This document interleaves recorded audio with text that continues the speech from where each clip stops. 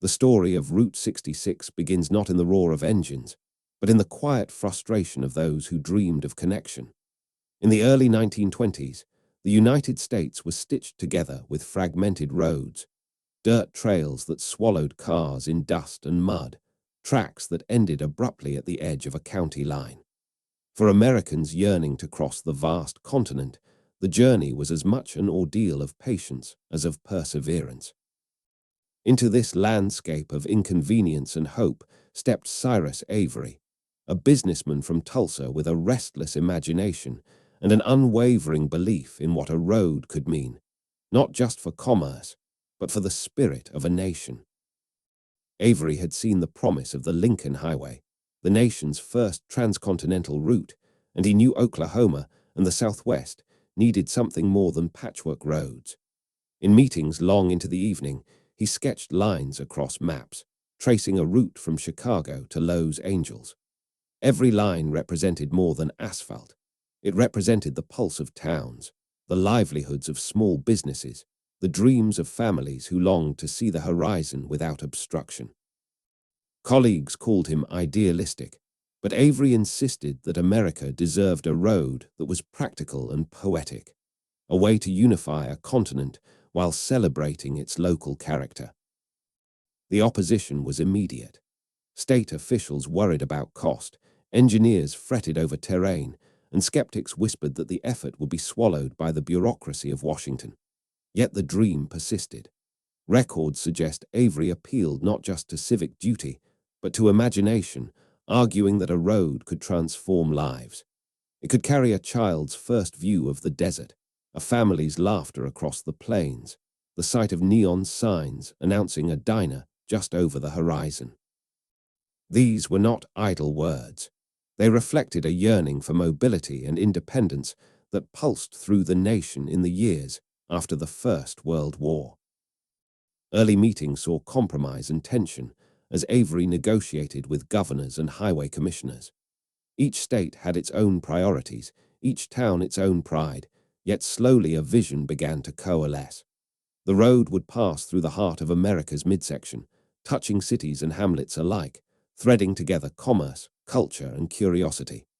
The route's eventual numbering, 66, was a pragmatic choice, yet it would come to carry almost mythical resonance, a symbol of freedom and possibility. Alongside Avery, a quiet army of engineers, surveyors, and laborers worked in conditions that were at times unforgiving. Summer suns scorched the plains. Winter snow made even small stretches impassable. They measured, carved, and graded, not for recognition, but for the knowledge that their work would become part of the American story. Period accounts describe long nights around campfires, where workers shared tales of hometowns and aspirations, finding kinship in shared endeavor. In these human moments, the Mother Road's true purpose took shape. It was not merely asphalt connecting points on a map, but a corridor for human experience, carrying the lives of those who traveled it, those who built it, and those who would one day remember it. By 1926, the dream crystallized. The federal government officially recognized the route, and signs bearing the simple shield of Route 66 began to appear along highways and byways. For travelers, it promised adventure. For towns, opportunity. For America, a sense of cohesion in a rapidly modernizing world. Contemporary newspapers marveled at the audacity of the plan, hinting at a road that could bring distant cities closer together while preserving the small-town character of those in between. Families reading the accounts could already imagine a summer drive, packed car, children pressed against windows, the dust of the open road whispering of new horizons. Yet the early dream was tinged with uncertainty. Some stretches were little more than dirt paths, bridges were often fragile, and towns along the way wondered whether the road would bring prosperity or merely pass them by. Avery, for all his vision, had no guarantee that the road would be a success, only the quiet certainty that a nation ready to move would embrace a pathway that invited it. The story of Route 66's birth is, in this sense, emblematic of the American spirit. Equal parts ambition and humility, daring and patience, hope, and the hard grind of reality. As the first motorcars began to trace the tentative lines of the Mother Road, the dream of Route 66 took tangible form. Drivers encountered the desert, the plains, and the mountains, each mile a negotiation between man and landscape. Roadside cafes began to emerge, neon signs blinking in the night, motels offering rest to the weary traveler. And in the quiet moments, when the engine's hum was the only sound, when the horizon stretched endlessly, and when the dust rose softly in the rearview mirror, the road carried a promise that America could be crossed, experienced, and remembered in all its complexity and charm. In the end, the dream of Route 66 was not only Cyrus Avery's. It belonged to every traveler who imagined the freedom of the road, to every town that anticipated new visitors, and to every family who would one day look back and feel the pull of the highway in their blood. This is where the story begins, not with completion, not with certainty, but with a vision that reached across the map and into the hearts of a nation ready to move, ready to explore, ready to remember. If this reminded you of your own family road trips, share your memory in the comments below. Which road from your past still stays with you? I read every one. If the dream of Route 66 was a spark, the build was the steady, grinding fire that brought it to life.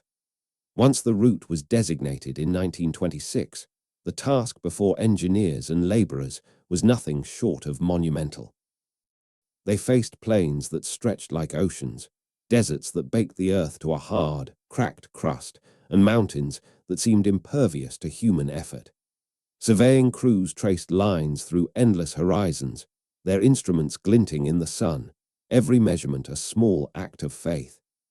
Each mile demanded decisions that would balance practicality with vision, cost with possibility, and speed with safety. The construction of the Mother Road was a patchwork of human labor and mechanical innovation.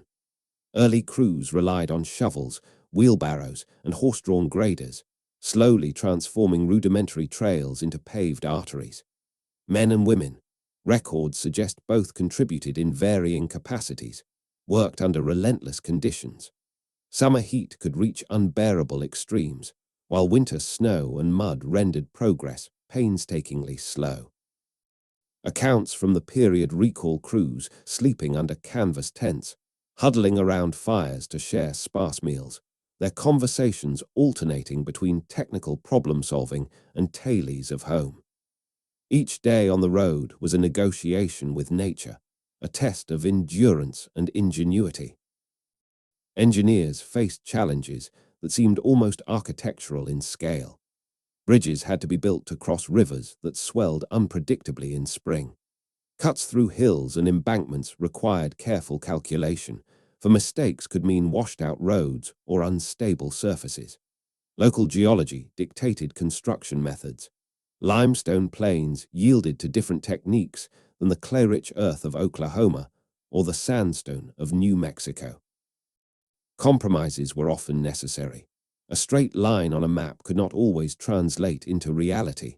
Yet in these compromises, the character of the road emerged. Sharp curves, rolling hills, and gentle dips were not flaws. They were part of the journey, shaping the experience of those who would later drive the route. Small towns along the proposed path became partners in construction, providing labor, materials, and local knowledge. In communities like Seligman, Arizona, or Springfield, Missouri, residents watched the road take form and understood that it could mean the difference between economic stagnation and renewal. Local businesses anticipated the flow of travelers. General stores, gas stations, cafes, and motels, though in many cases, the first travelers would find little more than dust and a signpost. Yet the human spirit prevailed. Workers, engineers, and townspeople shared a quiet pride, aware that each stretch of asphalt was more than a path. It was an investment in the nation's future. The interplay between human endeavor and natural forces was constant. Floods occasionally washed away carefully laid sections, while sudden freezes heaved roads unevenly. Maintenance crews worked alongside builders, often repairing as they went, a continuous cycle of creation and preservation. Records suggest some of the earliest paving techniques borrowed from urban streets, yet had to be adapted to the rural expanses that made Route 66 unique. The road's surface was a living thing, responsive to the seasons, to the weight of automobiles, and to the relentless passage of time. Despite the hardships, the build brought moments of triumph. Families witnessed the first stretches of concrete gleaming under the sun, a tangible symbol of progress. Local children ran alongside graders, waving at workers, their laughter mingling with the hiss of steamrollers. Engineers could point to a bridge or a graded incline and say, with quiet satisfaction, "We did this." Such achievements were measured not just in miles of pavement, but in the sense of connection and possibility the road promised. By the early 1930s, the Mother Road was largely passable, though still evolving. Motels and diners began to dot the edges, often simple wooden structures with neon signs flickering against the dusk. Travelers testing the road encountered both wonder and challenge. Flat stretches that encouraged speed, curves that demanded caution, and landscapes that seemed endless in their diversity. For those building the road, each completed segment was a step toward uniting the continent, a fulfillment of a vision that had started as a line on a map and now stretched across thousands of miles. The story of Route 66's construction is as much about people as it is about asphalt. Cyrus Avery's vision relied on hundreds of unnamed laborers, engineers, and local residents who poured effort and hope into the project. Their work, often physically grueling and rarely celebrated, forged more than a road. They built a conduit for memory, adventure, and discovery. And as the first cars rolled cautiously along the newly paved stretches, they carried not only travelers, but the accumulated labor, aspiration, and quiet triumph of those who had turned the dream into reality. In this way, Route 66 was born not in a single moment, but in the sustained effort of countless hands and minds. It was a testament to American perseverance, a narrative of labor and imagination intertwined, a road that would carry generations across time as well as space. The build was over, but the story of adventure, culture, and community was only beginning. By the late 1930s, Route 66 had moved beyond blueprints and labor camps. It had become a lifeline, a thread weaving together communities, commerce, and the collective imagination of Americans on the move. Cars hummed along its stretches, carrying families, salesmen, and wanderers alike, each journey infused with the promise of adventure and the comforting cadence of the road. The Mother Road was no longer merely asphalt and signage. It was a living corridor of American life, a place where ordinary moments acquired extraordinary resonance. During the Dust Bowl years, Route 66 became both refuge and passage. Families fleeing parched farmlands of Oklahoma and Texas sought opportunity in California, driving through towns that had only recently glimpsed the first graders, sketches of the road on Avery's maps. Records indicate that thousands traveled in rickety cars, overstuffed with possessions and hope, their children leaning out windows to watch the planes roll by. Towns along the route adapted quickly, offering gasoline, simple meals, and modest lodging to these travelers, understanding that the road could not only bring commerce, but also humanity in motion. The 1940s and 1950s brought a new dimension, the rise of tourism and leisure travel. Families with modest incomes discovered the joy of long drives, packing cars with picnic baskets and thermoses of coffee, seeking motels with neon signs that promised clean rooms and friendly service. Cafes and diners became cultural touchstones, Route 66's heartbeat. Here, travelers shared stories over slices of pie, children marveled at jukeboxes, and locals watched with quiet pride as outsiders discovered their towns. The rhythm of the road, the sound of tires over asphalt, the scent of gasoline and coffee, the flash of neon at dusk. formed a collective memory that would endure for generations. Automobiles themselves were central to this golden age. Families drove Hudsons, Chevys, Fords, cars that were both practical and symbols of post-war aspiration. Gas stations were more than fuel stops. They were social nodes where mechanics, advice mingled with casual conversation. Records suggest that many small businesses thrived simply by catering to the ebb and flow of the Mother Road. Souvenir shops sold postcards depicting desert landscapes or cityscapes, each one a miniature testament to the journey, a way for travelers to capture and remember the transient magic of the road. Artists and photographers of the era found inspiration in Route 66's mixture of vast landscapes and intimate human drama. Period accounts describe black and white photographs of families leaning against cars in dusty towns, neon signs flickering against the twilight sky, and roadside motels that seemed at once ordinary and enchanting. These images would later become emblematic of the American mid-century road experience, symbols not merely of geography, but of possibility, connection, and a nation in motion. The Mother Road also nurtured a unique subculture. Mechanics, diner owners, and motel proprietors became unofficial guides, sharing advice about road conditions, local attractions, and shortcuts through small towns. Children played along the edges of the highway, waving at passing cars, while the scent of oil, coffee, and exhaust combined into a sensory experience distinctive to Route 66. Travelers learned to anticipate the small pleasures of the journey, the curve of a bridge over a river, the shade of cottonwood trees along a roadside park, or the aroma of fresh bread from a diner window. These details were not incidental. They were the fabric of memory itself. Yet the golden age was not without its tensions. Roads required maintenance, businesses relied on passing traffic, and families endured long stretches of dust and heat. Still, these challenges were woven into the narrative of adventure, lending authenticity to the experience. The road demanded attention and care, and those who traveled it learned patience, resourcefulness, and a quiet joy in simple pleasures. In this era, Route 66 was more than a path.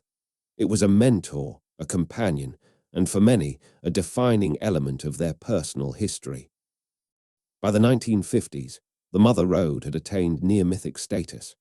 It appeared in newspapers, radio programs, and popular culture, celebrated as a symbol of freedom, ingenuity, and Americana. Families who had once feared the uncertainty of travel now embraced it, returning year after year, their children growing up with Route 66 etched into memory. For towns along the way, the road was both economic lifeline and cultural emblem, a shared asset that connected past, present, and future in a continuum of motion. In reflecting on this period, one sees the road as a living mosaic, each traveler, each family, each small-town cafe contributing a tile to the larger pattern. Route 66 was not simply a highway. It was a narrative in motion, a story told through the headlights of cars, the laughter of children, and the neon glow of motels after dusk. It was, in every sense, America on the move, optimistic, resilient, and quietly magnificent. And it is this enduring legacy, this golden age memory, that continues to shape how we remember the Mother Road today. By the late 1950s, a new era began to unfold on the American landscape, one that would transform travel, commerce, and the very character of Route 66. The interstate highway system, championed by President Eisenhower and inspired in part by wartime logistics, promised speed, efficiency, and directness. Entire regions could now be crossed in hours rather than days, but with this promise came a cost. The Mother Road, once the spine of a continent, began to fade from the forefront of daily life. For small towns along Route 66, the change was profound. Communities that had flourished from the steady trickle of travelers suddenly found themselves bypassed by gleaming interstates. Gas stations closed, cafes shuttered, motels emptied. Children who had waved at passing cars now looked out onto roads that carried little more than local traffic. Records from the period describe a quiet sense of dislocation. Families and business owners who had built their lives around the rhythm of the highway now confronted an invisible, yet deeply felt, absence.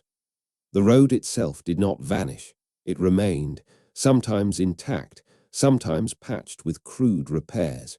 But the lifeblood that had coursed along it began to ebb. Travelers experienced the decline differently.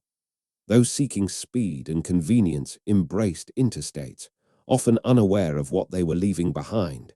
The slow intimacy of roadside towns, the chance encounters in diners, the texture of landscapes that unfolded gradually rather than in a blur. Motels with neon signs once celebrated for their charm now seemed outdated. The smell of frying bacon and coffee, once emblematic of American hospitality, was replaced by the antiseptic uniformity of chain restaurants and standardized exits. Nostalgia began to take root, quietly at first, in the hearts of those who remembered the slower, human scale of travel. Yet the decline was not simply economic, it was cultural. The narratives and rituals that had defined Route 66, the weekend getaway, the road trip rite of passage, the shared experience of small-town hospitality, were eroded by the interstate's promise of efficiency. Oral histories and letters from the era capture a mixture of frustration and resignation. "We used to wait for the lights to change on Main Street," one resident wrote. "Now we wait for the cars to pass us on the freeway." The irony was palpable. A road built to connect the nation had become a casualty of progress. Some towns adapted, reinventing themselves, while others were left to the quiet decay of empty streets and boarded-up windows. Photographers later captured haunting images of these spaces: cracked asphalt leading to abandoned diners, rusting gas pumps under fading paint, and motels whose neon flickered sporadically before going dark. In these images, one senses the melancholy of the road, the sense that a chapter of American history was slipping away, not in a moment, but gradually, as families and travelers shifted their patterns and priorities. The labor and vision of Cyrus Avery and those who had built the road seemed distant against the backdrop of change. Yet the physical road persisted, a skeleton of memory amid the shifting landscape. Some stretches remained intact, used by locals or nostalgic travelers, while others were left to nature, their asphalt cracked by sun, rain, and wind. Oral accounts describe families deliberately seeking out these old segments, drawn by the stories they had heard as children, eager to experience the road as it once was. In this way, the decline was not absolute. It was a transformation, an invitation to remember, reflect, and preserve. By the 1970s, as sections of Route 66 were officially decommissioned, the Mother Road existed in two realities: one of everyday commerce and travel, increasingly supplanted by interstates, and one of memory, stories, and cultural myth. The decline was marked not by violence or catastrophe, but by quiet disappearance, the slow, inexorable rerouting of traffic, the ebb of community life, and the fading of neon glow against the dusk sky. And yet, within this decline lay the seeds of revival. Those who remembered the road, who cherished its character and history, began to envision preservation, restoration, and celebration. The decline of Route 66 is in many ways the story of America itself, a nation drawn to innovation and efficiency, yet haunted by the memory of what is left behind. It is a tale of progress tempered by loss, of connection and disconnection, of streets that once carried the rhythm of life, now echoing with quiet remembrance. The Mother Road may have been bypassed, but it was never truly gone. Its spirit lingered in the hearts of travelers, in the stories passed from generation to generation, and in the desire to reclaim a sense of place, history, and wonder that only Route 66 could provide. Though the Mother Road had been bypassed by interstates and sections of asphalt faded under sun and rain, its story refused to vanish.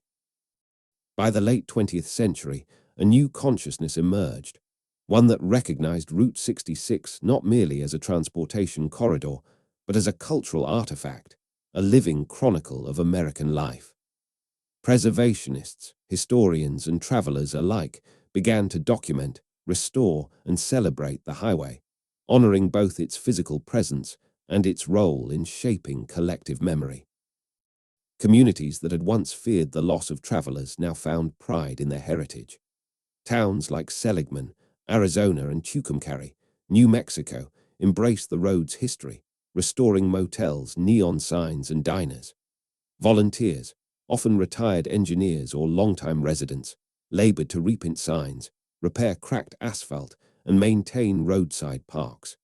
Museums opened to preserve photographs, postcards, and oral histories of travelers and locals alike.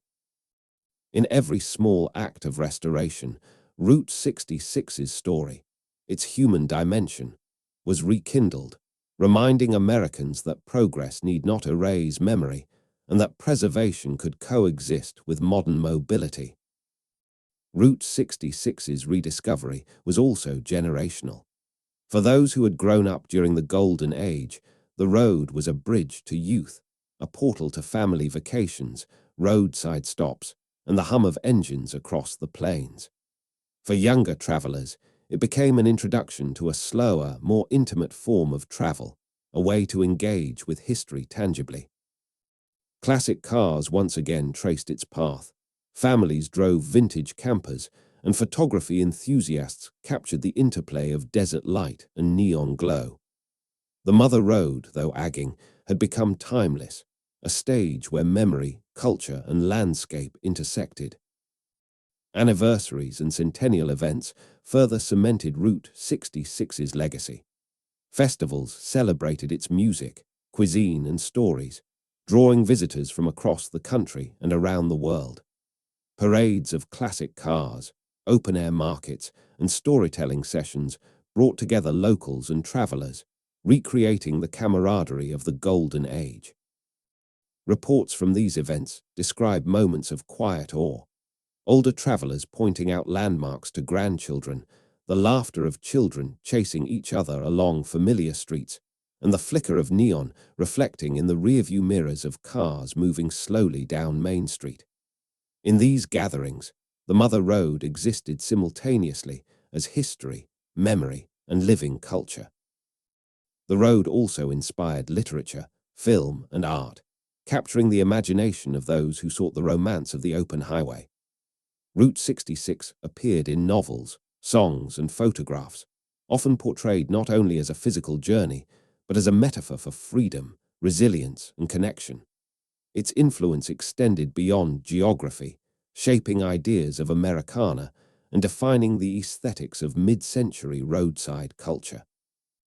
Even as new highways carried modern travelers, Route 66 remained a touchstone for identity, a shared symbol of the nation's past and its enduring sense of adventure. Yet the legacy of Route 66 is not without nuance. Preservation is an ongoing challenge. Natural decay, urban development, and the pressures of tourism threaten the authenticity of the experience. Advocates argue for stewardship rather than commercialization, emphasizing the importance of memory over spectacle. The road's value lies not in replication, but in the stories it carries, the families who drove it, the towns it nurtured, the workers who built it, and the countless travelers whose experiences became part of the American imagination. In reflecting on Route 66 today, one senses both continuity and change. The road endures as a symbol of national character, a combination of ingenuity, curiosity, and resilience. Travelers can still trace its curves, stop at vintage diners, and witness neon signs flickering against dusk skies. But they are also participating in a larger narrative, one that acknowledges the hardships, the decline, and the revival, all woven together in a tapestry of experience. Route 66, in its modern rediscovery, teaches that memory is not static. It is lived, passed down, and cherished. Ultimately, the Mother Road's legacy is its ability to connect. not only cities and states, but generations and stories. It embodies the notion that the journey is as important as the destination, that human endeavor, culture, and landscape are inseparable, and that America's highways carry more than vehicles. They carry memory, identity, and hope. As the sun sets along its stretches of asphalt, as travelers pause at a diner or watch the desert unfold, Route 66 remains more than a road. It is a mirror of a nation, a repository of its dreams, and a reminder that some journeys, no matter how long, never truly end.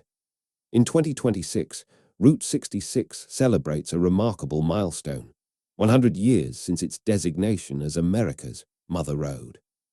A century has passed since Cyrus Avery first imagined a highway that could unite the nation's heartland with its western horizon. That vision, once ink on a map, has become enduring reality, though reality has changed, as all things do. The asphalt may be cracked in places, neon signs may flicker unevenly, and towns may bear the scars of time.